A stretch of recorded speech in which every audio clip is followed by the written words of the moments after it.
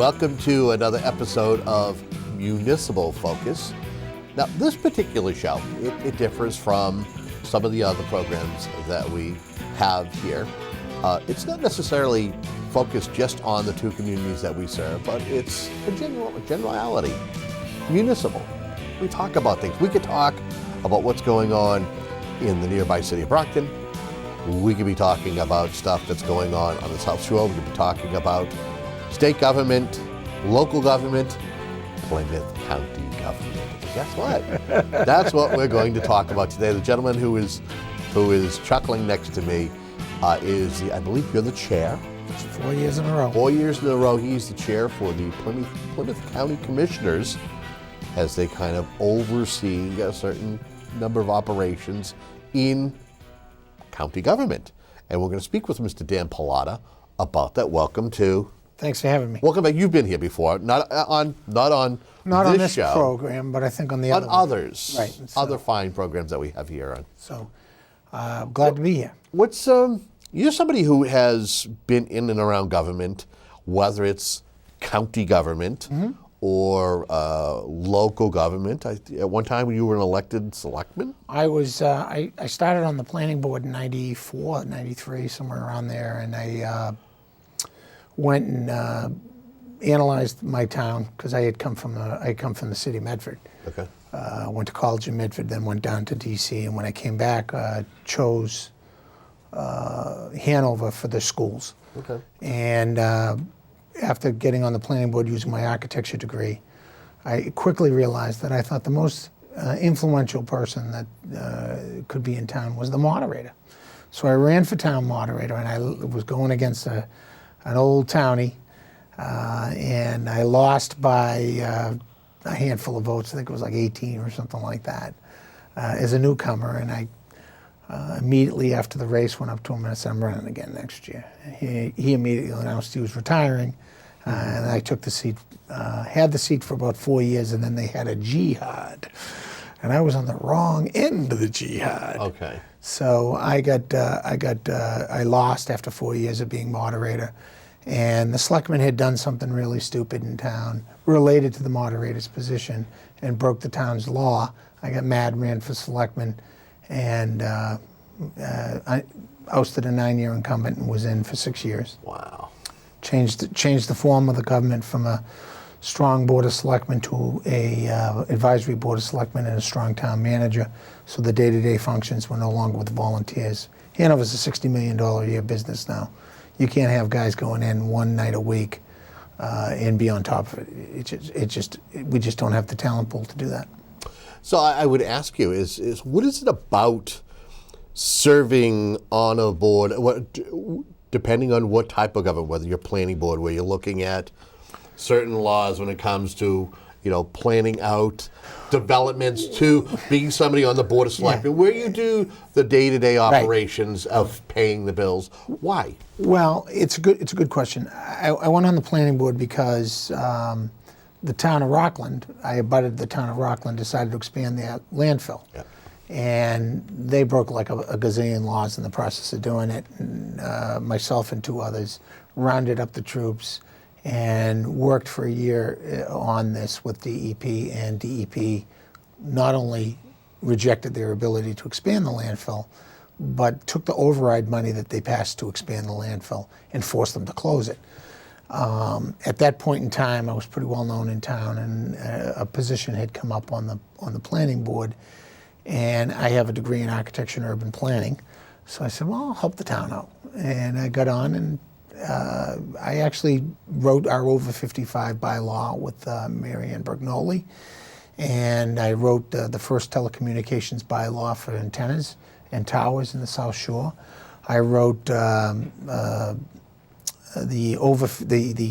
bylaws along 53 that allow mixed-use housing with commercial, and the hotel district, and I had a lot of fun doing all of that. But it was really hard to be there till midnight every Monday night. It was killing me, because by Wednesday you're exhausted. I had 6 kids, and it was just too much. So I gave up the planning board and decided to run for moderator, where I could still have my hands in it, but only 3 days a year. it worked out pretty good. Well, But then I got to the selectmen. And when I got to the selectmen, the first thing they do is they give you assignments. And the assignment nobody wanted, as the new selectman was, to be the advisory board member to the county of Plymouth. oh boy. And I went into my first advisory board meeting. They fed us and told us to vote. Wait, sounds like you were on a school committee. Because No. a lot of times school committees. That's what they do at school, yeah. Yeah. And I was scratching my head at how poorly presented the budget was and how everything was just really bad. And I wasn't too happy about it. I went with Arthur Boyle from Pembroke, who was my neighbor in Malden. Great guy. Was at my table, and he and I were scratching our head on the whole advisory board thing. He was just elected too. And the following year, I went to the advisory board meeting. It was in the basement of the old courthouse, session 2, no air conditioning. At 11 o'clock at night, I had finally had enough, and I said, all you people got to go. Chairman of the advisory board, vice chairman of the advisory board, commissioners, this is ridiculous how poorly presented it is, blah, blah, blah, blah, blah, blah. And I was elected vice chairman, and the following year I was elected chairman of the advisory board, and I did that for 4 more years, and realized that after about 2 years that I really couldn't get anything done, that no matter what I did with the budget, the commissioners weren't going to carry it out.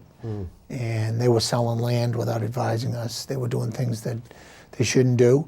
And so I ran for county commissioner. And I got to be honest with you, I love what the county could do.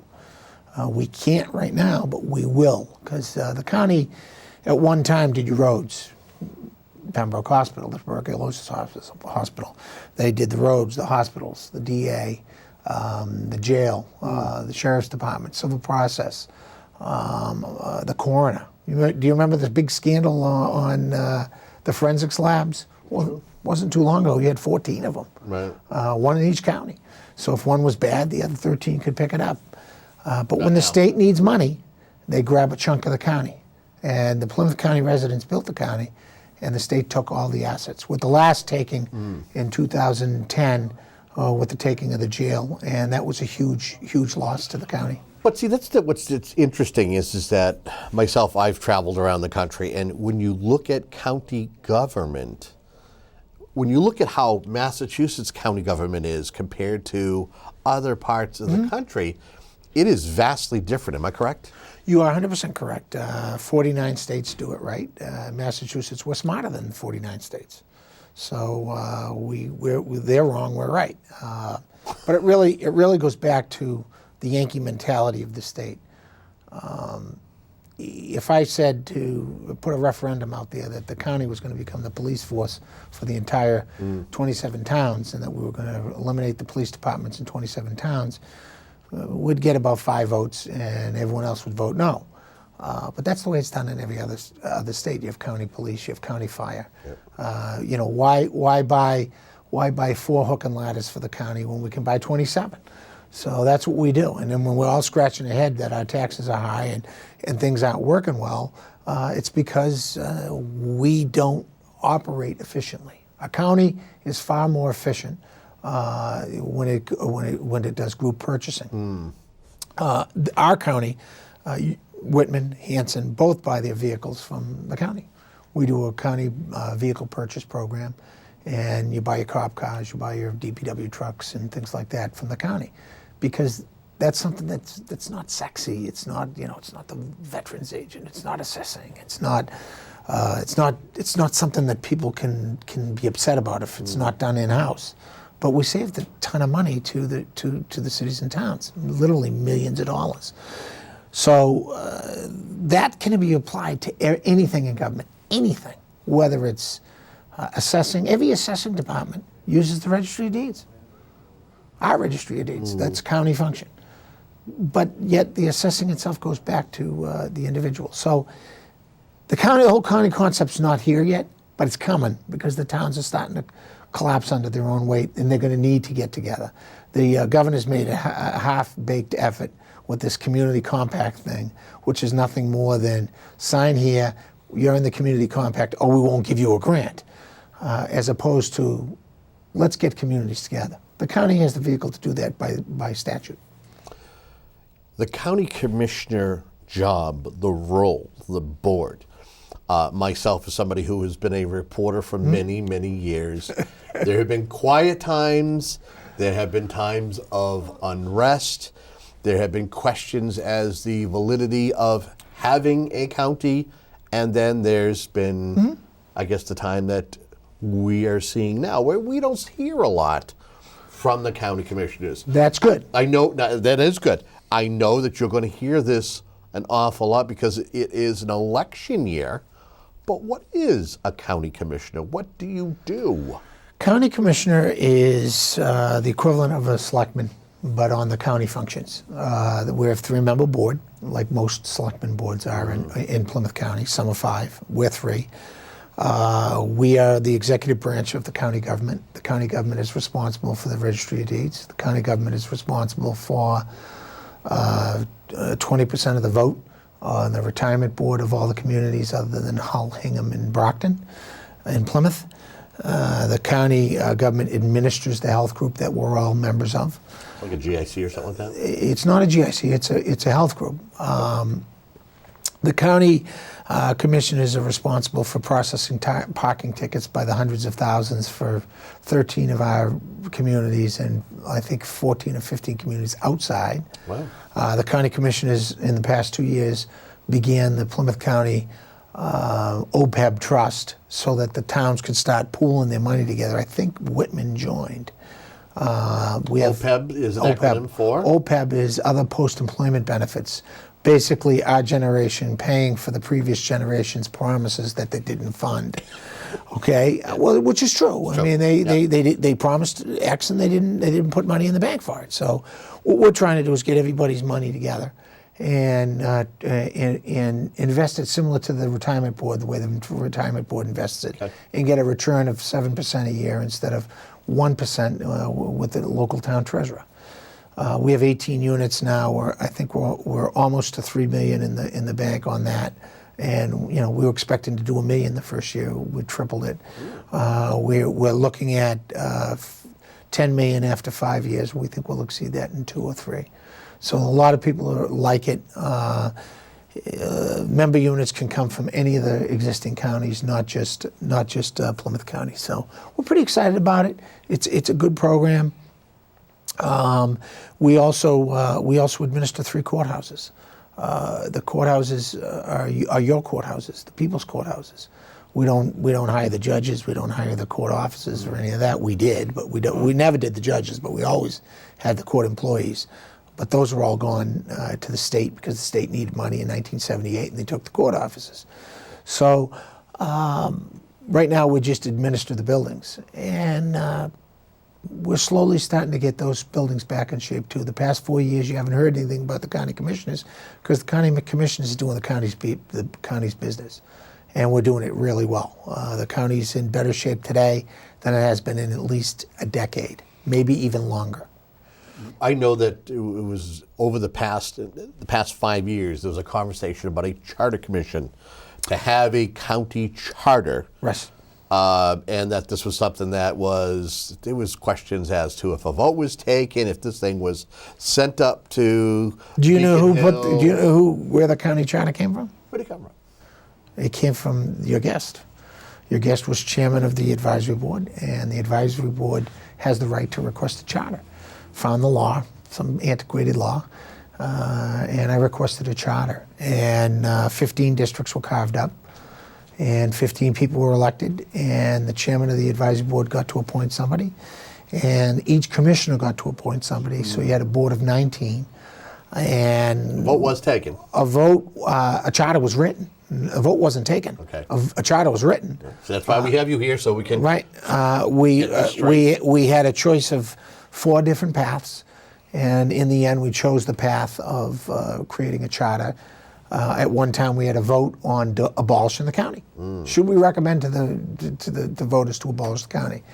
In the end, abolishing the county was not a good idea because there was a lot of debt that would immediately be passed on to the cities and towns. So even if you don't like the county, if the county goes away, you're not going to like what it does to your local school budget. Are you talking about debt that's left from the departed sheriff's department? I'm talking about. I'm still paying. I'm still paying retirement payments on court officers. Oh, I think we lost our last a hospital employee last year, but we had a nurse or something that was really hanging in there for a long time.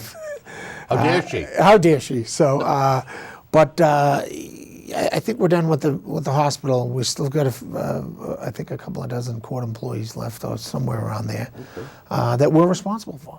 The state took the asset, left us with the liability. They tried to do that with the sheriff's grand plan to go with the state, and that grand plan has been a dismal failure as far as this commissioner is concerned. Okay. I'd be happy to go into that ad nauseum if you'd like. That could be another show. Okay. That could be another show. No, just, again, the general focus about, again, that's we call it municipal focus, and we're talking a little bit about county government. Correct. Kind of just, and again, it's going to be something that folks are going to be hearing about because there are going to be, there's 2 seats that are up this year. There's 2 seats up this year. There are 4 people that have... 2 suitors that are taking out papers. There are 4 people that have taken out papers. There's 4, but I'm saying there's 2 suitors to the 2 candidates for re-election. Correct. 2 who are looking to unseat those candidates. 2 who think that the chairman's doing a bad job, and that Mr. Hanley's doing a bad job, Okay. Commissioner Hanley, and they have that right. And I'm sure there'll be debates. Okay. So as I was trying to say is folks are going to want to know, I think it's good to have this conversation for at least 2 of the folks who are in the county, which is 1 city, 26 towns. Correct. Correct?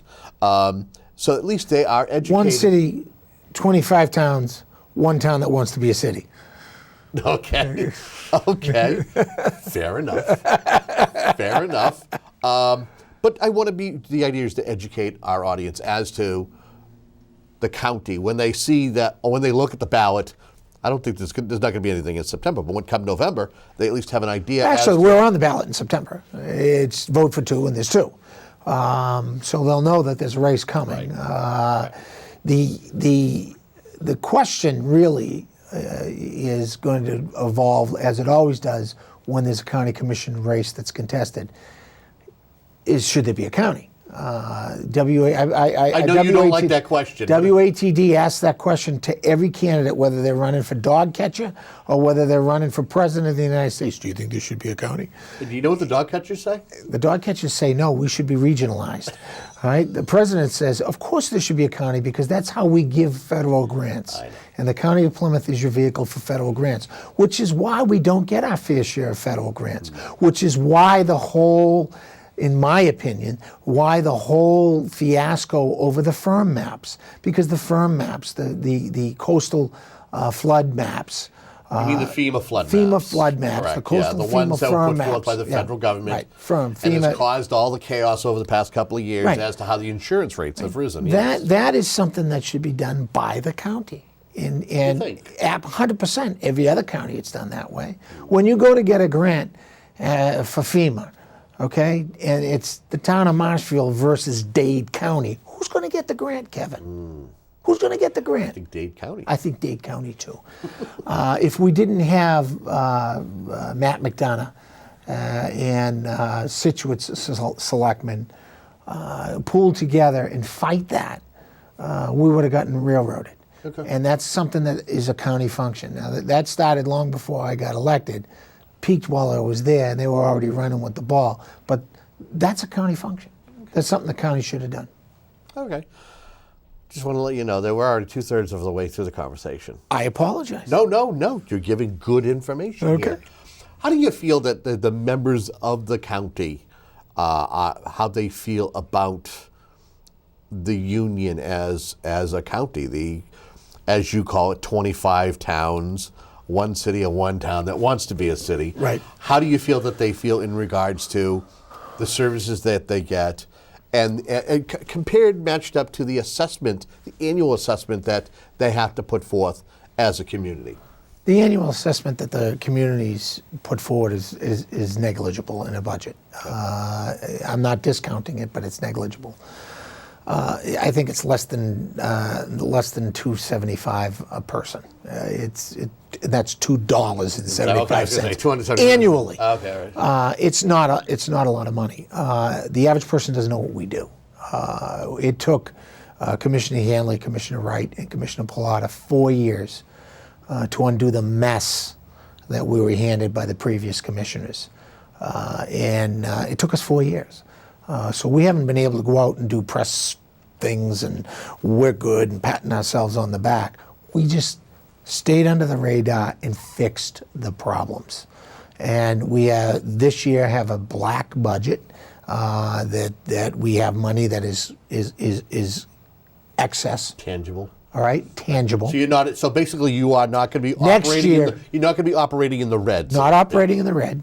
And next year we're going to be operating in the black. And that was done by hard decisions that were not popular. I don't Cutting get. employees, layoffs, stuff like that. Name another government entity that cut employees. Sure. Name one. Yeah. Just name one. Just give me one. That has That's cut employees to balance their budget.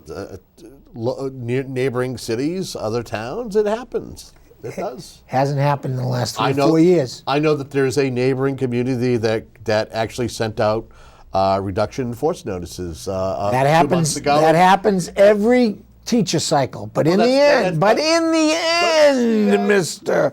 Moderator, it doesn't happen. So we had a major reduction, and that was not an easy thing to do. Everyone said the world would come to an end. We analyzed it. We didn't think the world would come to an end, and guess what? It didn't. Okay. We did restore 5 of them, of the 17 that we laid off last year. Fiscal 2016, right. And we're at a comfortable pace right now. If revenues come in and we want to grow what we're doing, we'll look at force reductions. The one conversation, the one complaint, the one thing that I think that yourself, you guys as the current sitting commission, and There's the previous. Whoa! There's a complaint against me? No. Oh, okay. Not a complaint, but complaints, concerns that have been voiced is that when the county, first off, it leases out the courthouses. Correct. Doesn't necessarily get the fair share of money Correct. that it should get back from the state. That's correct. Big Brother doesn't always will take the revenues that you give forth and give. It's almost like you give the state $1, and they go, here's a dime, and they take a major percentage of the money that you give them. You sell your house. You do a deed transfer tax. Yes. I get 10.375 cents. The Commonwealth gets 89.675 cents. Right. We're being taxed worse. We're being taxed worse than the city of Boston was when they did the Tea Party. Really? Okay? It's ridiculous. Taxation without representation. We don't get the money back. Our money's going on for EBT cards and every other nonsense thing that's going on up there. Have you as a commission had a chance to evaluate other counties that are still viable in the state just to see what they get back? Have you had a chance to talk to? All the counties get the same except for Barnstable. Barnstable has a charter. They get 50 cents on the dollar. So if you had a charter, you could get bumped by 40 cents. We had a charter, we could get whatever's in the charter, what's in the legislation. We asked for 22 cents. In the charter, we asked for 42 cents instead of the 10. Why not negotiate for 55 and then for the work? We actually had a rationale behind it. We were getting 42 cents. So when the transfer tax went in, it was a 50-50 split. And then the state started taking it and needed money. Now the state needs a lot of money. Okay. What needs to happen moving forward in regards to the county charter? County commissioners have filed a bill to change the deeds excise to get a little more money back to the residents that are paying it. But when my dollar goes in, I want it to go back to my people. What about the charter, though? The charter's dead. Is that dead? Because the legislative session ended. The legislative session ended. We sent it up to the legislature. They needed to approve it. If they approved it, it would have gone back to the voters. The legislature said, we don't want the voters to vote on this. Is there an appetite to make another attempt after this legislative session? I'm not so sure the appetite's there yet. At the time that we made the charter, the county was in tough shape, a lot of turmoil, as you had indicated earlier. That turmoil has gone away with new commissioners that are focused on serving the people of Plymouth County. And, Plymouth County doesn't get its due respect because Plymouth County hasn't earned it. For lattice 10 rungs, we've gone up one rung in this past 4 years. Okay. We got a long way to go. The county the county is so non-respected. People don't even know what we have for assets. They don't understand what we have historical. I have the historical records of the Pilgrims from 1620 to 1667. Wasn't there a new building or something, a new room made? I, with my commissioners, and when I say I mean the three of us, built a room at the Registry of Deeds that's humidified, UV controlled, everything about it for these documents. The commissioners in the 50s bound them in books, and they're they've been transcribed, but now the actual books can be displayed.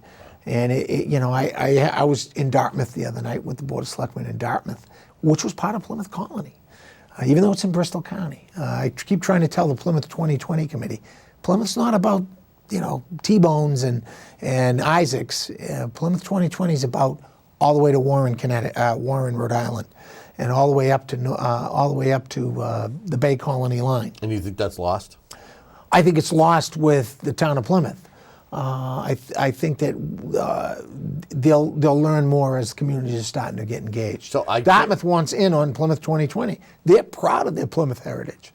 I brought them a copy of that deed that made Dartmouth, signed by Indian Wassamasad, whatever, with an X, and Alden and Brewster, or a couple of the Pilgrims signing on the other side.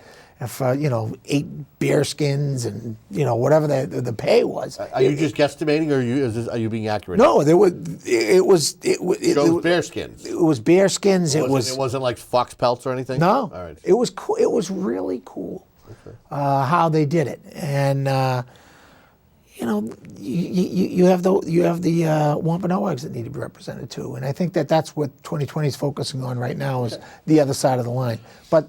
The county commissioners need to be a part of that. We have the records, and the records will be there. We've got 3 minutes left. I want to give you an ample amount of time to kind of give you a vision of the county commissioners moving forward, the future of the county commissioners and the future of Plymouth County rests in keeping the status quo. I hate to say, this is the one time you need to put in an incumbent when I'm a guy that's all about change.